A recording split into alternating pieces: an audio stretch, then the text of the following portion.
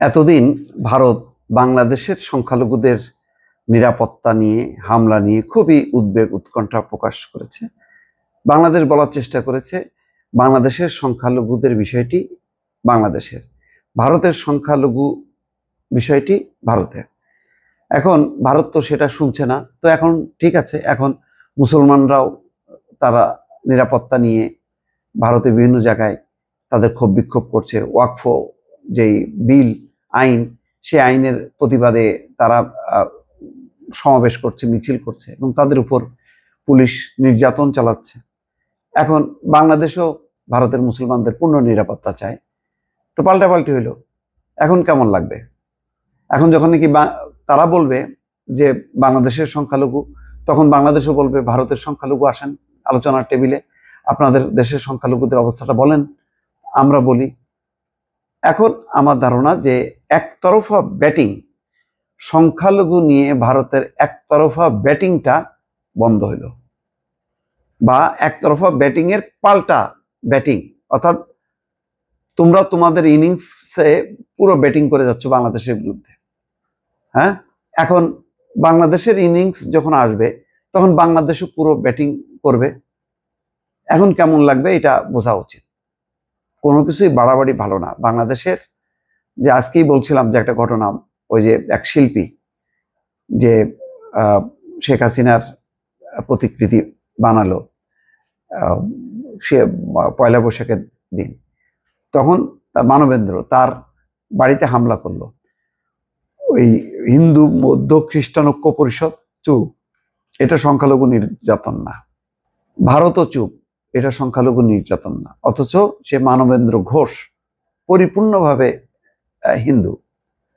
কিন্তু এটা এই মানবেন্দ্র ঘোষের উপরে যদি 5ই আগস্ট বা তার পরবর্তী সময় হামলা হতো, তখন হয়ে যেত এটা সংখ্যালঘু নির্যাতন।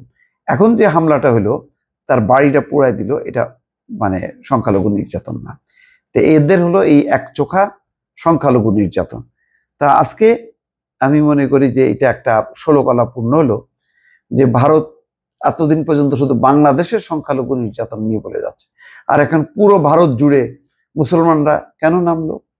কই ওয়াকফ বিলের বিরুদ্ধে যদি বিজেপি প্রতিবাদ করতো, তারা রাস্তায় নামতো, তাহলে বোঝা যেত যে না, মানে ভারত একটা অসাম্প্রদায়িক দেশ, সেখানে মুসলমানদের অধিকার ক্ষুণ্ণ হয়েছে, ফলে বিজেপি মাঠে নেমে গেছে। কই বিজেপি তো নামে নাই, বরং বিজেপির ওই নেতাকর্মীরা হামলা চালাচ্ছে, যোগী আদিত্যনাথ বগল বাজাচ্ছে এবং বলতেছে যে তার রাজ্যে যত মানে মুসলমানদের সম্পত্তি আছে সব সম্পত্তিগুলি এগুলি বাজেয়াপ্ত করা হবে। আর ভারত কেন্দ্রীয় সরকার কি করতেছে? বিক্ষোভ দমনের নামে মুসলমানদের উপর নির্যাতন চালাচ্ছে, লাঠিচার্জ করতেছে, আহত নিহত হচ্ছে সেখানে। এখন বাংলাদেশও বলতে পারে, কারণ সংখ্যালঘু তো সেখানেও আছে, বাংলাদেশও আছে। তো বাংলাদেশের সংখ্যালঘুদের ব্যাপারে ভারত যদি বলতে পারে, তো ভারতের সংখ্যালঘুদের ব্যাপারে বাংলাদেশ কেন বলবে না? সেই বলা বলি এখন চলতেছে। পশ্চিমবঙ্গের মুর্শিদাবাদে সাম্প্রদায়িক সহিংসতার ঘটনায় বাংলাদেশকে জড়ানোর ভারতের চেষ্টা তীব্র প্রতিবাদ জানিয়েছে অন্তর্বর্তীকালীন সরকার। পাশাপাশি দেশটির সংখ্যালঘু মুসলিমদের পূর্ণ নিরাপত্তা নিশ্চিত করার আহ্বান জানানো হয়েছে। প্রধান উপদেষ্টা প্রেস সচিব শফিকুল আলম বৃহস্পতিবার বাসসের কাছে অন্তর্বর্তীকালীন সরকারের এই অবস্থান তুলে ধরেন।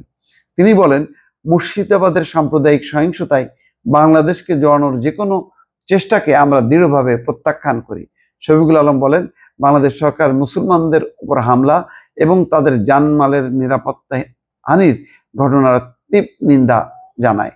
তিনি বলেন, আমরা ভারত সরকার এবং পশ্চিমবঙ্গ সরকারকে সংখ্যালঘু মুসলিম জনগোষ্ঠীর পূর্ণ নিরাপত্তা নিশ্চিত করার জন্য সব ধরনের পদক্ষেপ গ্রহণের আহ্বান জানাই।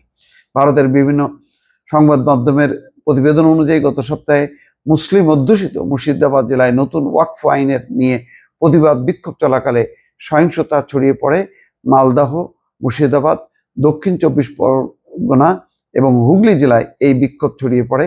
এসব এলাকায় আগুন লাগানো, ইটপাটকেল নিক্ষেপ এবং রাস্তা অবরোধের ঘটনা ঘটে।